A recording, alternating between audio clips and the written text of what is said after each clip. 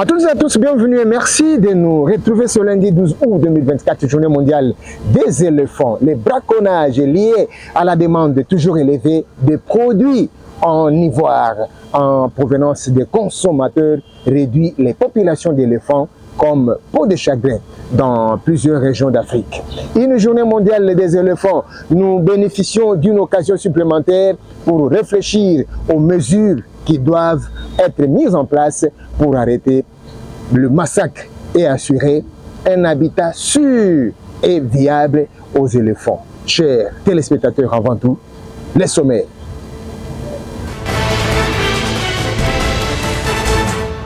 Nous parlerons de la culture chinoise qui sera diffusée durant toute cette semaine à la radio-télévision nationale congolaise. Le film chinois placé sous le thème « Amitié sino-congolais, valeurs communes, avenir partagé ». Vous aurez des précisions tout à l'heure. La rédaction de VCA, Vitrine de la culture et des arts, va vous proposer les portraits de Benoît Lukunku Sampo, présentateur vedette de la télévision zaïroise à l'époque des années 70-90, décédé à Lisbonne, au Portugal. Les collectifs des organisations et mouvements de jeunes de la société civile se réunissent comme un seul homme ce jeudi 8 août 2024 au Conseil national de la jeunesse dans la commune de Kalamou pour évaluer la situation du processus lié à la convocation de l'Assemblée générale élective qui se pointe à l'horizon. Voilà tout pour le sommaire. Une fois de plus, bienvenue et merci de nous rester fidèles sur la télévision nationale. Avant d'entrer dans le vif, nous vous proposons le clip du frère Moïse Nzao. On se retrouve juste après.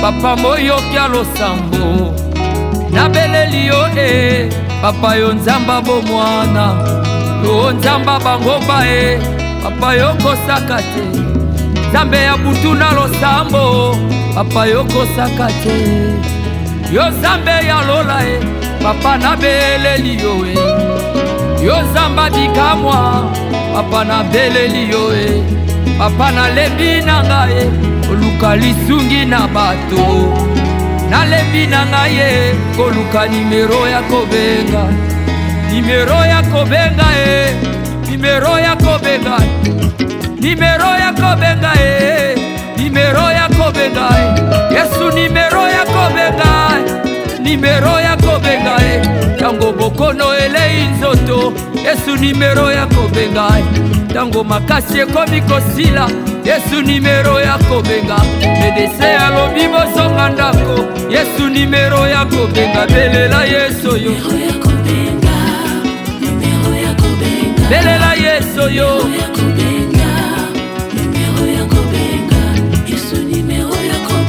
azoyoka yo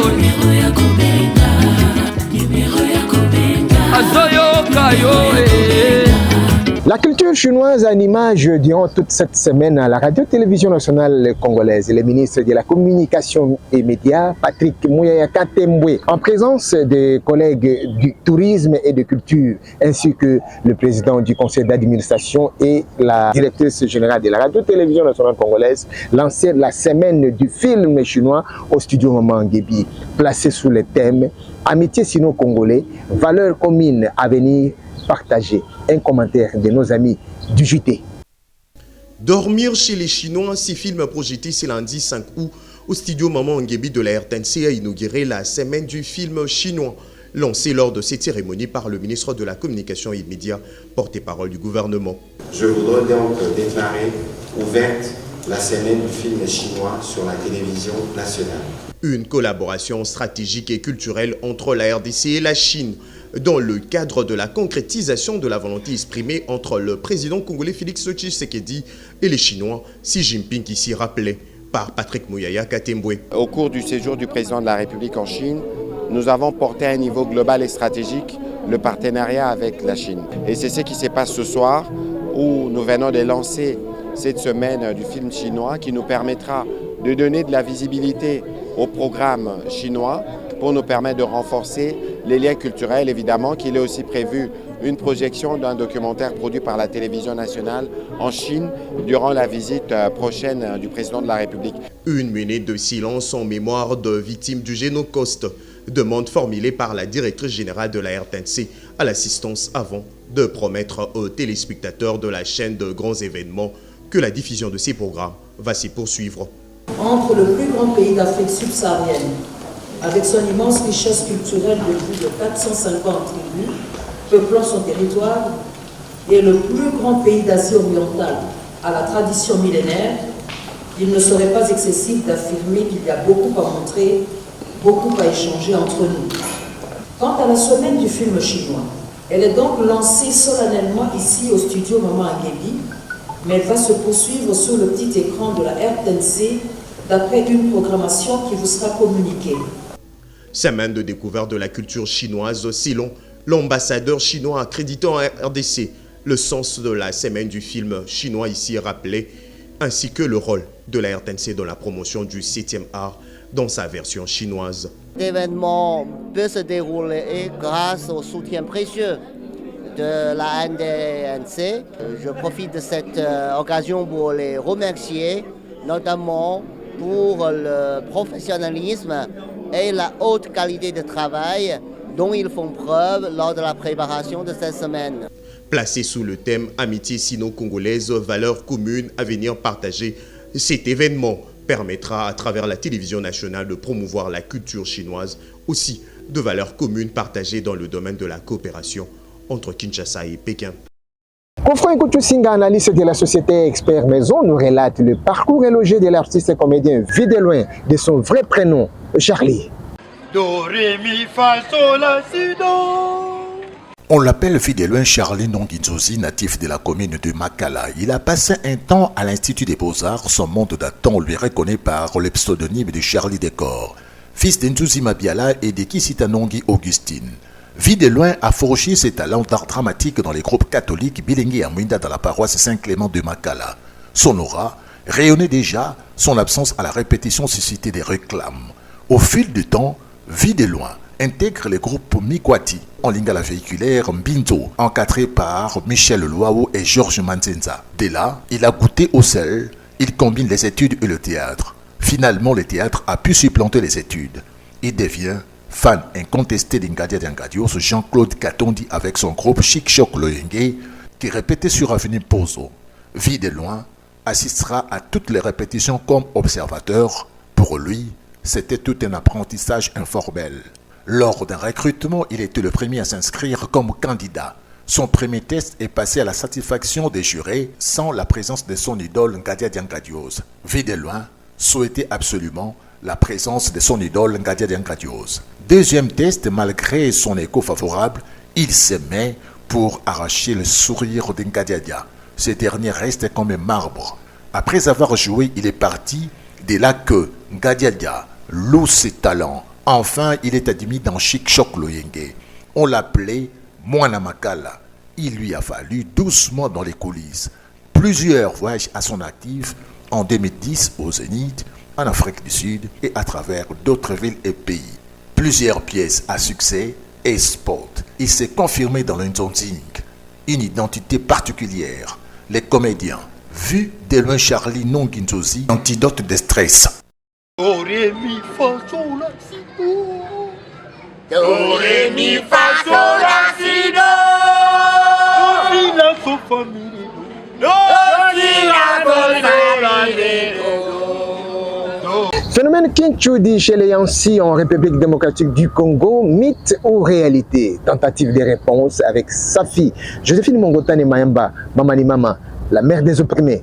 Toute fille née d'une mère Yansi est l'épouse de son oncle maternel. Telle est la loi du phénomène culturel et traditionnel dénommé Kinshudi en République démocratique du Congo. Les Yansi sont de peuples des tribus de la RDC, de l'ancienne province du Bandundu qui a été partagée depuis 2015 en 3 provinces, Kwango, Kwilu et Mai-Ndombe, en vertu de la nouvelle constitution du pays. Ils utilisent également le Kintuba, l'une des 4 langues nationales de la nation, pour communiquer dans leurs dialectes respectifs. Le yas pris comme mot peut se diviser en 2. Il y a d'abord la racine ya, signifiant la parole, et ensuite la particule adverbiale si ou ntsi, qui elle marque une insistance pouvant se traduire par l'expression française sans doute. Ce peuple est caractérisé par le respect de la parole, dont les non-respects entraînent les graves répercussions surnaturelles. La parole chez les Yansi bénit et peut aussi maudire.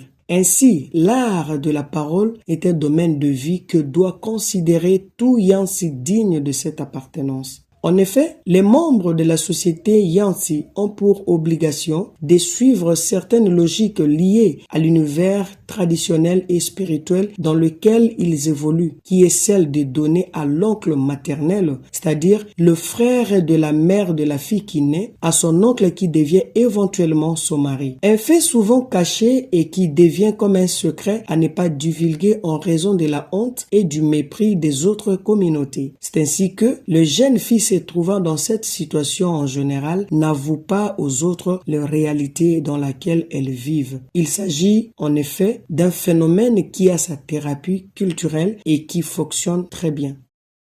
Notre rédaction vous propose les portraits de Benoît Lukunku Sampu, présentateur vedette de la télévision zaïroise à l'époque des années 70-90, décédé à Lisbonne au Portugal. Regardez. Benoît Lukunku Sampu voit le jour le 23 juillet 1938. À 20 ans, il fait une rencontre capitale avec un grand journaliste de la place qui plus tard deviendra premier ministre du Congo, Évariste Kimba. Grâce à lui, il travaille comme rédacteur dans la presse écrite, plus précisément dans l'essor du Katanga, puis dans l'Écho. Entre-temps, il suit une formation pour devenir reporter caméraman. Pendant la sécession katangaise, il filme la prise de Kalemi puis de Lubumbashi. Ce sont ces images qui sont passées dans les médias audiovisuels de l'époque. Ces célèbres présentateurs des émissions de variété musicale dans les années 70, 80 et 90 a côtoyé tous les grands noms de la musique congolaise de cette époque. Benoît Lukunku Sampu disait « Le journalisme est un métier qui vous rapproche de tout le monde. Un chevronnier, professionnel, passionné et intelligent. » Les Congolais se repassent encore des 2 de ces célèbres émissions qui ont marqué l'histoire du petit écran au Zaïre à l'époque. L'un des plus grands journalistes de sa génération, Benoît Lukunku Sampu était un professionnel aux talents divers. Il a été un modèle pour de nombreux jeunes journalistes. Il avait la religion du journalisme chevillée au corps. On a tous en mémoire ses émissions phares. En véritable confesseur public, il avait fait une émission avec Franco Luambo Makiadi, peu avant son décès à Bruxelles en 1989, qui fera école dans l'histoire du journalisme et des interviews. Cette interview avait frappé les esprits et fait ressortir Lukunku Sampu à son meilleur niveau. Sa disparition constitue une très grande perte pour la presse nationale et les mondes de la culture.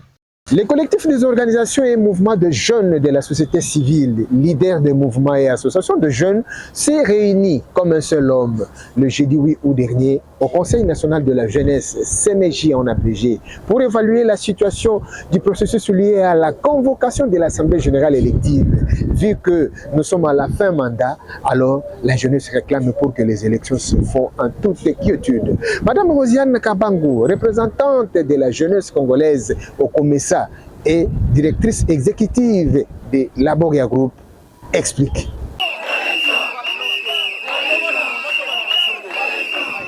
Au regard de l'article 40 de l'arrêté numéro 078, il était censé être organisé en ce jour l'Assemblée générale élective afin que la jeunesse congolaise se voit être dotée de nouveaux leaders par une voie qui est démocratique. Nous avons remarqué que l'organisation des élections n'a pas eu lieu, la convocation de l'Assemblée générale n'a pas eu lieu. Le bureau sortant est donc en train de traverser un glissement que nous décrions en ce jour et nous demandons à la ministre de la Jeunesse et Éveil patriotique de bien vouloir organiser les élections en convoquant l'Assemblée générale élective. Cela est important parce que ça va permettre à ce que les questions qui dérangent la jeunesse congolaise, les questions qui troublent la quiétude de la jeunesse congolaise puissent être traitées avec beaucoup de sérieux.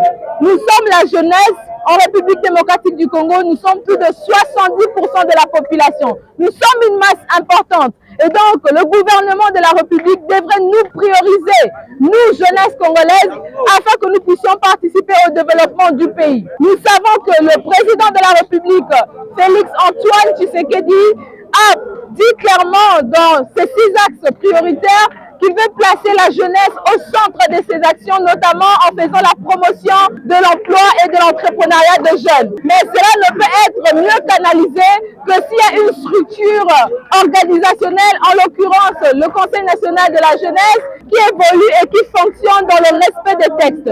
À ce jour, les questions des jeunes ne peuvent être traitées nulle part ailleurs parce que l'organe technique du ministère de la Jeunesse, qui est censé répondre aux besoins des jeunes, qui est censé traiter les questions des jeunes pour le soumettre à l'autorité qui est la ministre de la Jeunesse, eh ben, ce bureau est sortant. Pour cela, nous demandons à tous les jeunes réunis en ces lieux de pouvoir mobiliser davantage plus de jeunes afin qu'il y ait cette Assemblée générale élective. Et nous avons donné un délai jusqu'au 30 août. Le mois d'août, comme vous le savez, c'est le mois de la jeunesse. Plus précisément, le 10 août a été retenu au niveau tant national qu'international comme étant la journée internationale de la jeunesse. Exactement dans 4 jours, nous, jeunesse de la République, nous serons censés célébrer cette journée. Mais comment allons-nous célébrer cette journée lorsque nous n'avons pas des leaders qui sont à leur place de façon démocratique? Pour cela, nous invitons l'autorité, la ministre de la Jeunesse, à prendre ses responsabilités pour que la cause de la jeunesse soit entendue. Nous sommes l'avenir de la RDC, nous sommes la jeunesse, nous sommes une jeunesse dynamique, nous sommes une jeunesse qui croit au développement de ce pays et nous sommes prédisposés à donner notre voix à ceux qui se présenteront aux élections et nous faisons en même temps un plaidoyer au président de la République parce que depuis sa création, le Conseil national de la jeunesse n'a jamais eu l'occasion d'avoir une femme à la tête du Conseil national de la jeunesse. Nous savons tous que le président de la République est le champion de la masculinité positive. Nous l'avons vu à travers notamment la nomination de la première ministre. Nous l'avons vu à travers la nomination de la ministre de la jeunesse. Et donc, pour une fois dans l'histoire, nous faisons ces plaidoyers au président de la République, nous faisons ces plaidoyers à la première ministre, nous faisons ces plaidoyers à la ministre de la jeunesse et éveil patriotique, de pouvoir appuyer des candidatures féminines, de pouvoir soutenir le leadership féminin au sein du Conseil national de la jeunesse. Que vive la République démocratique du Congo, que vive la jeunesse de la RDC. Ensemble, nous vaincrons. Ensemble, la voix de la jeunesse sera entendue. Nous vous convions à suivre la 3e édition du festival Kara au cœur qui a réuni le samedi 3 août dernier au Musée national de Kinshasa les artistes et comédiens de Kinshasa sous le label Karine n'est pas là. L'objectif est de montrer un nouvel visage, vive les mélomanes. C'est aussi la détente, la gaieté, les divertissements dans la musique. Une occasion de montrer le talent caché des artistes et comédiens à travers la musique. Nos reporters étaient sur place.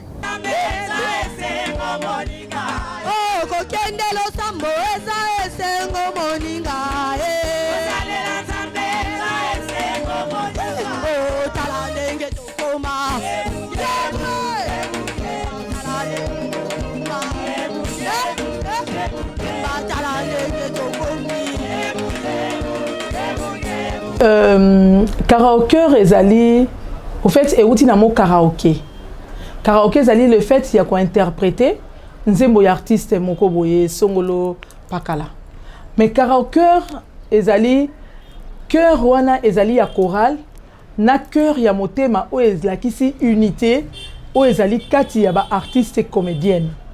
Donc na karaoke tozomona lisanga ya ba artiste comédienne oyo basangani non seulement pour na kotombo la musique ya bande kona biso ba artiste musicien mais lisusu pour na kolakisa bo moko oyo ezali kati na biso na lisanga tozo sangana pona tokoka kolonga tolongola makanisi oyo ezalaka na kati ya bato ke ba artiste ba yokana kate ba artiste bazaboye mais biso tolakisa que tozali ensemble tozali na bo moko.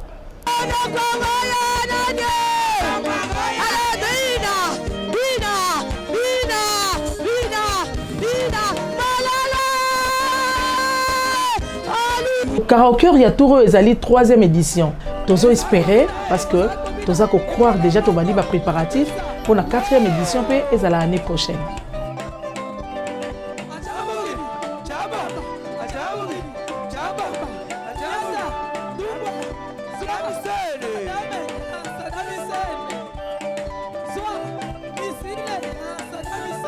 Il y a karaoke ezali kotombola artiste et comédienne. Kola kisake artiste et comédienne azali non seulement na ba talent ebele, mais artiste et comédienne azali mwana mwasi oya koki kotonga pe kotombola mboka à travers misala na ye. Bisika na komi parfum de bon odeur et mati likolo. Nazaya Yesu Nazaya Nazaya Yesu Yalo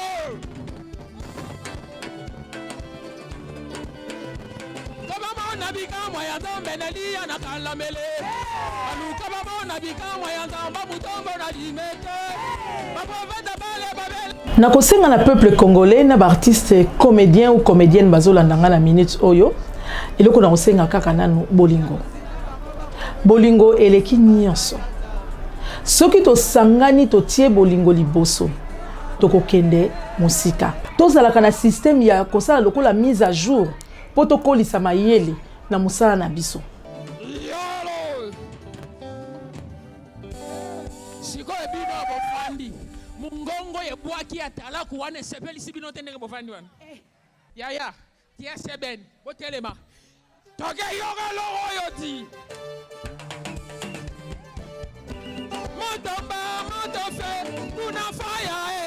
L'importance du mariage coutumier en République démocratique du Congo, c'est la partie essentielle avant de se présenter devant l'officier de l'état civil. La rédaction vous donne de plus amples explications. D'un point de vue historiographique, la dot et sa fonction ont été des sujets longuement traités par l'anthropologie et le droit avant de devenir par la suite un terrain de recherche de l'histoire sociale et notamment un des piliers de l'histoire de la famille. En s'intéressant à la dot dans le cadre de l'analyse de logique de transmission patrimoniale, un premier courant de recherche a mis en relief son rôle symbolique et relationnel ainsi que sa fonction de marqueur du statut social.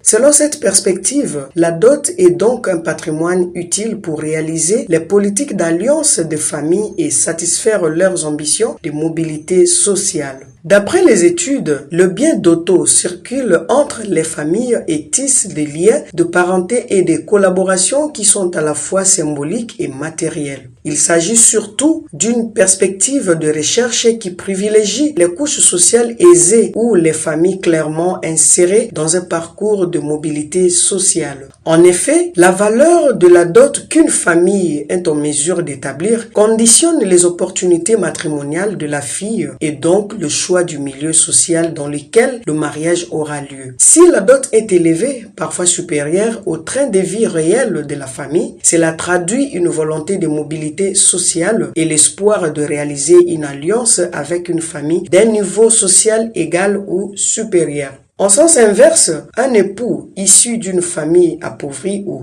déclassée ou non intégré dans les réseaux sociaux de la communauté doit probablement se contenter d'un mariage vers le bas de l'échelle sociale et donc vraisemblablement d'une dot modeste. Au fil des années, bien d'autres études ont abordé le rôle de la dot soit au moment de sa constitution, soit au moment de la mort du mari lorsque la veuve peut réclamer ce droit et la récupérer. Plusieurs travaux se sont concentrés sur les protagonistes, institutions ou individus, chargés de constituer une dot et de la fournir aux filles. Dans les sociétés de l'Ancien Régime, la dot était indispensable pour avoir accès au marché matrimonial. Dans toutes les couches sociales, dans ces buts, de nombreuses institutions publiques ou privées, laïques ou religieuses, prenaient en charge le paiement d'une dot.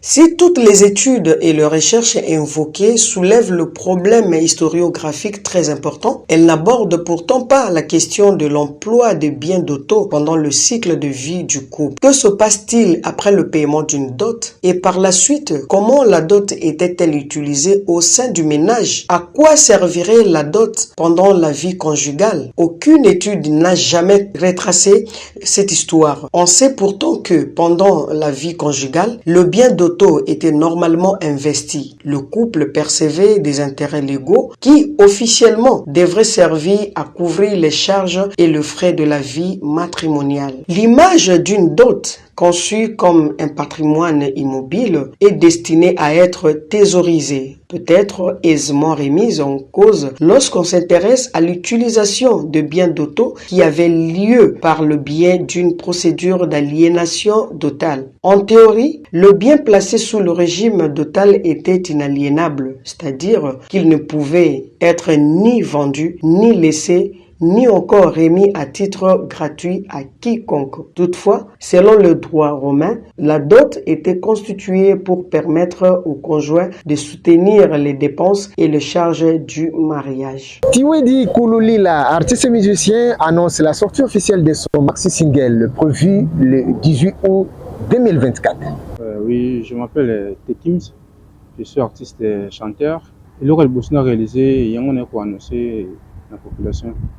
Annonce nangeza que neko koyibisa na bato la sortie officielle single na sali eza le 17 août donc ça déjà disponible na YouTube na Deezer et puis tozongo na Boomplay eza nzembo moko na vraiment temps ya retravailler sur yango na gaspiller vraiment ba énergie na nganya so pona ko sela ni lo malamu yango na ko annoncer bino eza le 17 août na ko sela na cérémonie ya donc na ko vendre bisika mo beto sela na cérémonie ya ko miento ko mela et koza côté ba yolo mais koza déjà na plateforme bon ya ko besoin ngo mingité eza juste ko ya ko assurer bino bo beta vraiment tout bo tanga pour artiste na bino beaucoup ça décidé et c'est le comment on va atteindre au salon à ce moment là et zungai même banni pour nous réaliser donc j'espère que quand je vais attendre bon je dis que vous allez le monde bien pour nous bino et c'est le monde qui est kitoko pour beaucoup ko lia boyo ki bo CPP néanmoins c'est ça on acclame un héros par ses actions mais on les juge par son cœur. Tu as choisi de me juger en cachette et tu m'honores en public. À toi, j'ai trouvé ce que je cherchais. Numéro côté de ça pour nous 081 84 17 915 et numéro monsieur à WhatsApp 89 370 12 26. Clin d'œil à Francis Eweta, le superlatif absolu papa social depuis l'Espagne. Maître Doulens Iwaka, le savant du procès. Honorable David de Matadi Kibala, le chef coutumier de la vieille province de Kinshasa.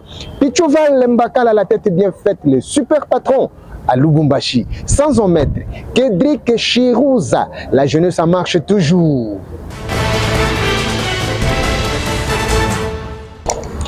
C'est pour ça que nous mettons un point final de ce magazine VCA Vitrine de la culture et des arts grâce au professionnalisme de Madame le directeur général de la radio-télévision nationale congolaise, Sylvie Elenge Nyembo, maman sociale, sa fille Joséphine Mongotane Maemba, maman Nima, la mère des opprimés, Nzulu Kable, Arlette Tchakala, le Bois Noir et Ernest Boulikoko Safari, Miné pour les intimes qui ont concouru à sa rédaction. Yann Mango, Yoyubo Balanda des bases ont servi derrière la caméra. Julie Angi Kaindo, Evelyne Ikulamba et Alain Galia nous ont positionnés à l'honneur. Péchomou Benga Yakasongo, l'homme à la conscience professionnelle. Sylvain François Kalonjupa, nous full boss, sous la bénédiction de Jean-Si Mayele Kalala, nous ont programmé. Réalisé de main de maître, Jean-Guy Kizuela Mouti Mayanadej, supervision, Dieudonné Ngumba Chamberton, coordination, Pepito Ngoudier. Pour tout contact, appelez-nous au plus 243 81 54 44 920 plus 243 999 161 969. Nous sommes sur YouTube, VCA, Vitrine de la culture et des arts, sur Facebook et Instagram, Bobson Katula. Portez-vous bien. Au revoir.